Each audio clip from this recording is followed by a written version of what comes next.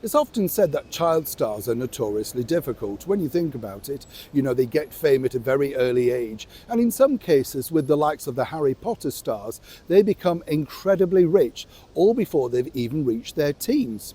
If you look at the cast of Harry Potter, they should really be so grateful to the creator, the mastermind, the genius behind the franchise, J.K. Rowling. But seemingly not.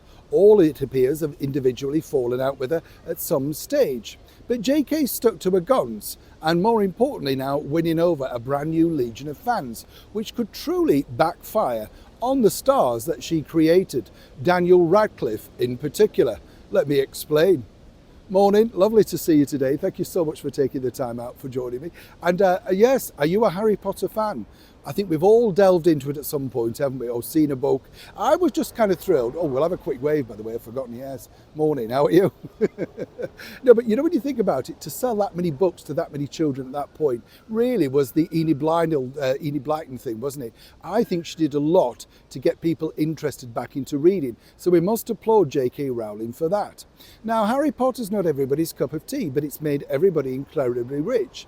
Now, Daniel Radcliffe recently has spoken out and basically said that trans women are real women.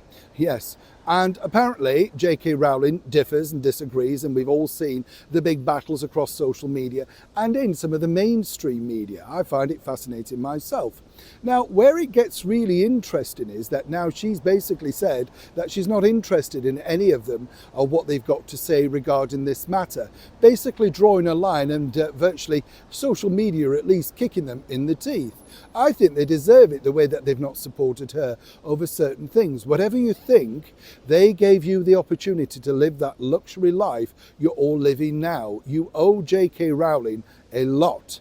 But more importantly, this is where it gets interesting for me, you see, because Daniel Radcliffe recently was basically saying that the monarchy's not for him. He doesn't really see a use for the monarchy.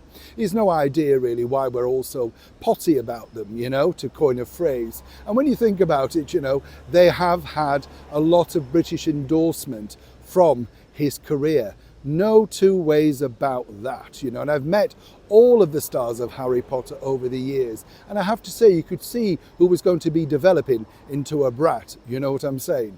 But what's interesting is that Daniel Radcliffe was recently asked by a very close chum, but what if they offered you an award, would that change things? Oh, that'd be different apparently, and as ever we have to say allegedly. And it's interesting, isn't it? That's just the thing. Even at this age and in all the success, the money that is engulfed from, of course, creating that role, Harry Potter, he would think differently if, of course, there was an award on the table. Or now, would he now decide to turn it down like so many have, or send it back in a fit of pique like Michael Sheen, or famously, of course, John Lennon? Either way, Harry Potter hasn't cast the magic of brains onto Daniel Radcliffe, so it seems. And for those that support or don't support J.K. Rowling, whatever you think, she was very sweet, kind, and more importantly, these three young stars owe her their now mega living. Even to this day, they're still living off the association of Joanne Rowling's mega creation of Harry Potter. And if Daniel Radcliffe doesn't like any of the royals, it'd be interesting to see if they were to simply offer him an award, an honour, whether he'd simply come dashing back or disappear in a fit of magic.